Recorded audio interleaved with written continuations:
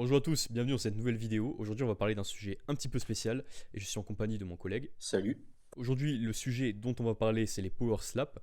Power Slap, je pense que vous connaissez un petit peu tous, vous avez tous déjà vu des vidéos passer, notamment récemment sur je sais pas si on appelle ça un combattant d'ailleurs, mais en tout cas un participant des Power Slap qui a eu la moitié du visage paralysé, hein, un trauma à la moitié du visage en raison de l'accumulation des frappes et des dégâts causés au cerveau. Donc les power slap, quel est le concept? Et ben, le concept c'est tout simple, hein. Un participant se met en face d'un autre, une table les sépare, une sorte de petite table les sépare, et en fait le but étant de mettre KO son adversaire en lui mettant des claques. Voilà, donc c'est aussi simple que ça.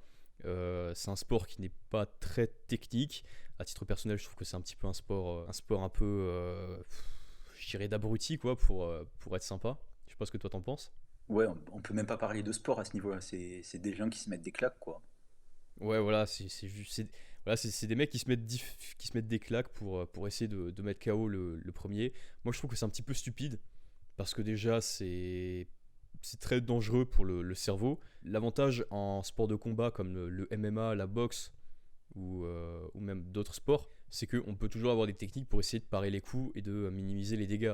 Lorsqu'un adversaire va envoyer un high kick en MMA ou en boxe taille, en kickboxing ou peu importe, on peut toujours essayer de parer le coup en mettant le bras pour essayer de ne pas prendre le coup à pleine puissance. Bon, ça c'est dans la théorie, mais après dans la pratique on peut avoir aussi des KO comme celui de Leon Edwards sur Kamaru Usman où il n'y a vraiment rien qui protège la mâchoire.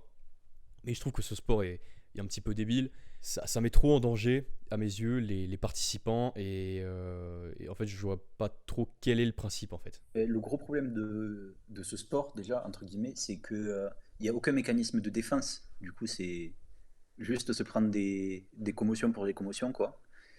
Et il y a très peu de technique. Enfin, j'ai pas l'impression qu'il y ait vraiment une technique spéciale pour envoyer une claque. Ils mettent juste le maximum de puissance en essayant de mettre KO.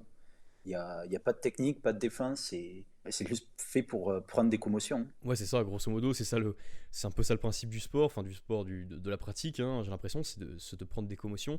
Et moi, la question que je me pose un petit peu, c'est concernant les entraînements des participants des Power Slap. Parce qu'on sait très bien, par exemple, qu'en MMA ou en boxe anglaise, lors de la préparation, on va faire des sparring, on va s'entraîner, on va tourner avec des coéquipiers avec des gens qui sont payés pour les très grandes stars.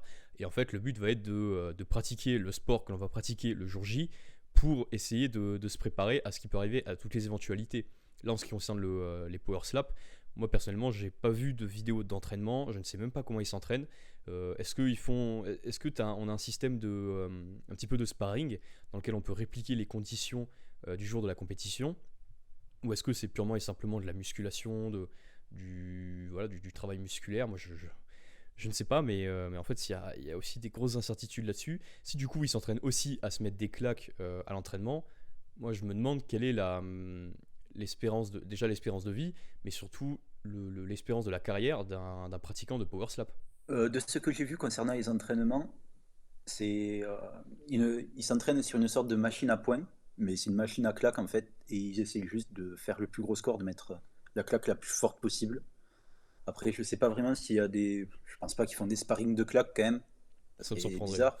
Je sais pas. Ouais, ça me surprendrait. Et ça serait débile surtout. Ouais, c'est ça, ce serait débile. Donc, ok, bon, s'ils s'entraînent sur des machines, c'est vrai que c'est quand même un petit peu mieux.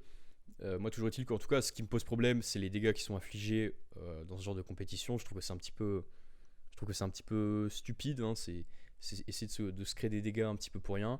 Et aussi le fait que, ouais, voilà, il n'y a pas vraiment de technique. Il n'y a pas vraiment de technique pour ce genre de pratique. Ouais, un autre problème du sport, c'est que quand ils prennent un KO, ils ont un temps pour se relever, un temps de récupération qui est, je crois que c'est 20 secondes.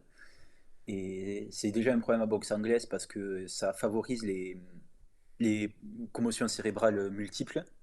Et c'est un problème aussi dans ce sport. Enfin, contrairement au MMA, si t'es KO, t'es KO, t'as pas à te relever, c'est fini quoi. Ouais, en effet, c'est un gros souci. Et c'est justement ce qui fait qu'en boxe anglaise, on a beaucoup plus de décès qu'en MMA. En MMA, il y a quand même peu de décès sur l'année 2022. Il serait intéressant de regarder les chiffres. Ouais, il me semble qu'à MMA, il y a dû y avoir 2 décès dans l'histoire du MMA, alors qu'en boxe anglaise, c'est vraiment régulier, quoi. C'est presque pas tous les mois, mais il y en a souvent quand même. Ouais, c'est vrai, surtout quand on prend à l'échelle internationale le nombre de compétitions qu'il y a de boxe anglaise. Ouais, une accumulation de commotions cérébrales, c'est ce qui fait en général que soit on a des décès, ou alors on a des accidents, quand on a eu un accident, alors je me souviens plus du nom du combattant, mais il y a un combattant voilà, qui s'était pris un... Après lui, c'est parce qu'il s'était pris un coup dans la tête, il me semble. Un adversaire qui avait vraiment manqué d'éthique, hein, qui avait même été complètement antisportif, et qui avait mis des coups à répétition derrière la tête. Et du coup, voilà, ce combattant était... aujourd'hui, il est encore paralysé, donc ça fait quand même de la peine. Mais ouais, c'est cette accumulation de dégâts, vraiment, le fait de prendre une commotion cérébrale, de tomber, d'avoir du temps pour se relever et reprendre une commotion cérébrale derrière, c'est ce qui fait que c'est... Alors ça peut rendre le sport beau. En boxe anglaise, on peut avoir un petit peu ce qu'on appelle des comebacks, hein. Un combattant qui prend une commotion, qui prend un KO, qui tombe par terre et qui se relève et qui repart au combat. On se souvient de Tyson Fury qui dans le dernier round était tombé contre Wilder et au final s'était relevé, il avait continué le combat.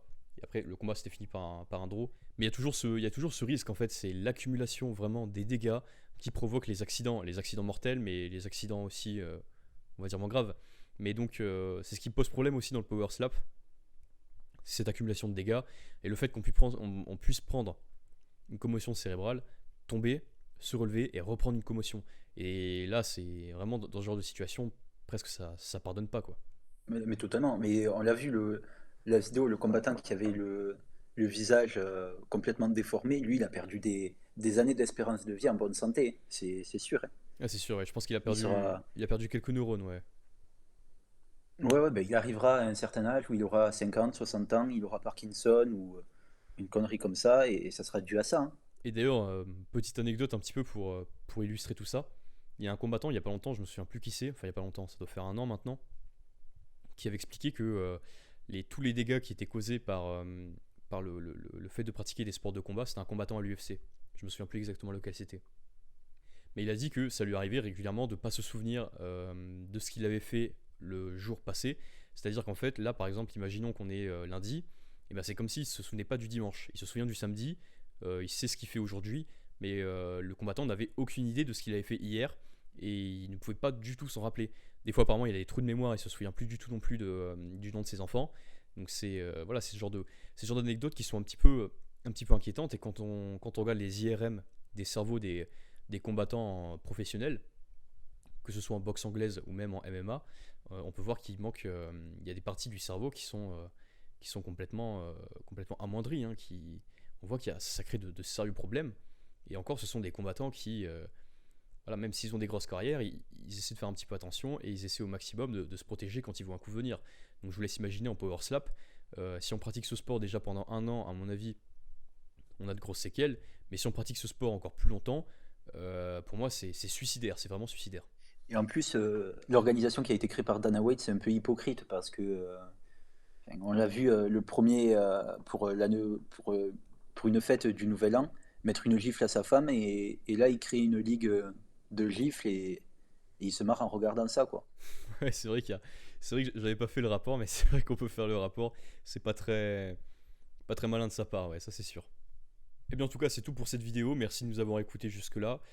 Dites-nous ce que vous pensez du power slap dans les commentaires. Dites-nous si vous pensez que c'est une bonne discipline, si vous appréciez regarder ça, ou si vous pensez que c'est une discipline un peu stupide et inutile. Voilà, donc dites-nous tout dans les commentaires, et on se dit à la prochaine pour une nouvelle vidéo.